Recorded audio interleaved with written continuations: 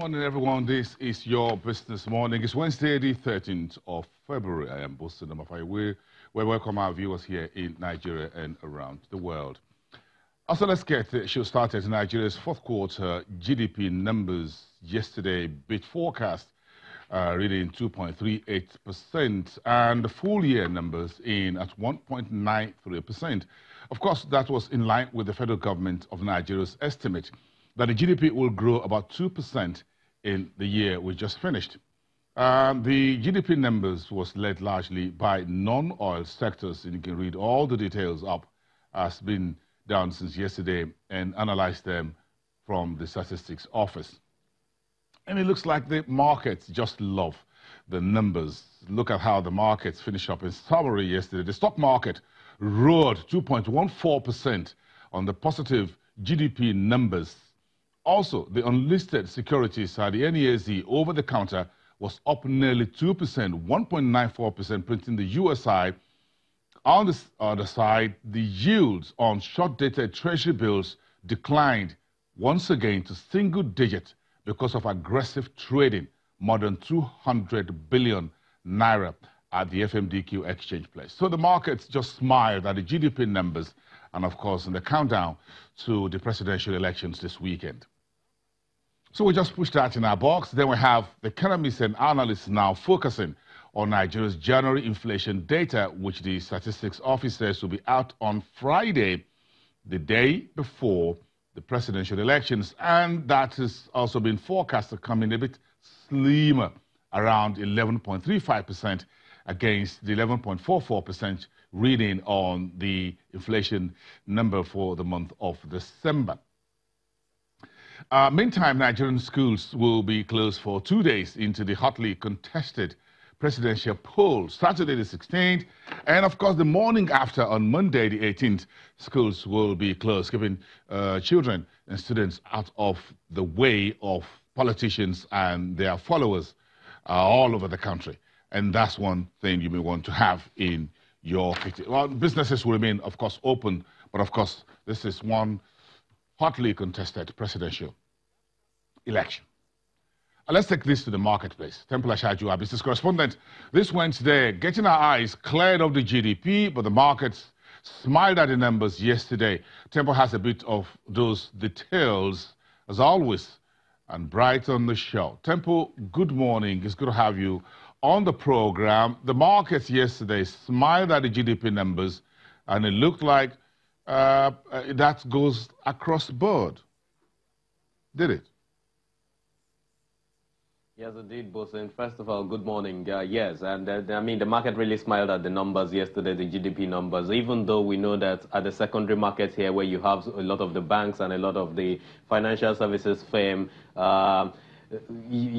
primarily they are not doing so well, but then markets, investors, foreign and domestic investors gave so much of attention to the secondary markets yesterday in terms of what the banks are doing. If you look at the banking segment of the markets, things were really positive yesterday for them again. And of course, for yesterday specifically, a lot of investors went for some of the low-priced stocks in the banking segment of the market.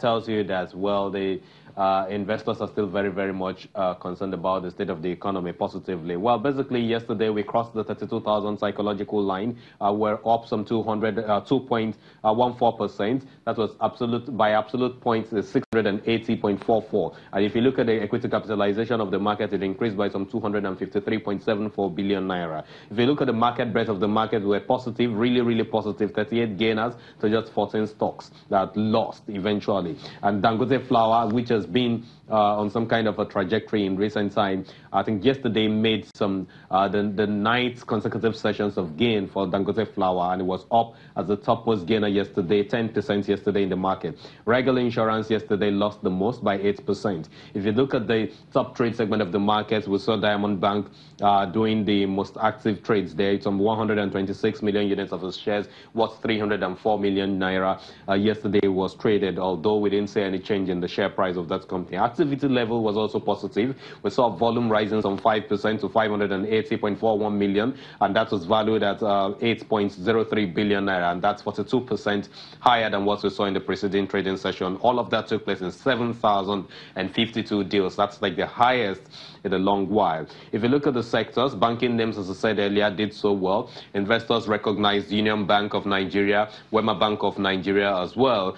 Union Bank gained 9.60%, Wema Bank rose 9.21%, and Fidelity Bank. All of these medium-sized stocks in the banking segment of the market rose basically yesterday, and we saw the banking segment of the market rising 130 basis points eventually. The consumer segment of the market rose almost 4% yesterday. Dangote Flour did 10%. As we said earlier, it's been rising. We've seen it now at the levels we last saw it around March 2018, and that's the price level that we're seeing it right now, some 7 naira plus. Today should hit 8 naira. Champions Breweries, of course, also did some 9.88%. Flour Mill rose 6% yesterday, and Nestle did the 6%. All of these, if you put together in the consumer goods segment of the market, we saw them pushing forward the indices of consumer goods segment. Industrial goods also wasn't left out. We saw WAPCO and Dangote Cement also rising significantly. WAPCO did 4%. Don't forget, this is a company just coming off its rights issue of 90 billion naira or thereabout. Dangote Cement did 2.32% in its share price. And of course, if you look at how that panned out for the indices, it was all positive. Insurance segment was the only sector that was down. Regal Insurance lost 8%. Lasaco Insurance also lost 6.06%. But if you look at the oil and gas segment of the market, we saw just two key stocks that also significantly pushed up the markets yesterday. Seplat and O&O. O&O rose some 7.27% after we saw a bit of a lull on the share for some time. And yesterday it made a comeback, rising 7.27%. And to join Seplat, which did 6.10%. Altogether, they pushed up the indices of the oil and gas segment of the market by some 412% eventually. For a lot of other energy stocks there was basically no movement. But if you look at the NASD OTC, where you've got a lot of the unlisted securities market, yesterday I told you about the fact that a lot of investors have moved some of the funds that they had in the unlisted securities now back to the stock market. It was an opportunity for re-entry in the NASD OTC yesterday, and we saw how that panned out. Some 194 basis points movements yesterday, positive for the USI, the unlisted securities index of that particular platform, where the USI eventually settled at 742.09 with a market capitalization of 533.15 billion naira. Takes us to the debt market, where you've got the bonds and of course treasury bills. In terms of bonds now, we saw some 50 deals yesterday valued at 36.79 billion naira. It was a bit bearish yesterday, even though we know a couple of the segments in the market also made some gains, but average yields expanded by some 2 basis points in general yesterday to 14.67% yesterday, because there was a bit of bearish tilt in the sentiments we saw in the markets yesterday. Yields expanded significantly at the mid side of the curve by 6 basis points, and of course the long end of the curve by 2 basis points. We saw sell-offs on the March 2027 security, and of course we saw sell-off on the July 2034 security, which eventually had an expansion of 7 basis points. We, however, saw demand at the short end of the curve significantly on the June 2019 security, which had to contract by some 19 basis points. But if you take this further to the T-bill segment of the market, we saw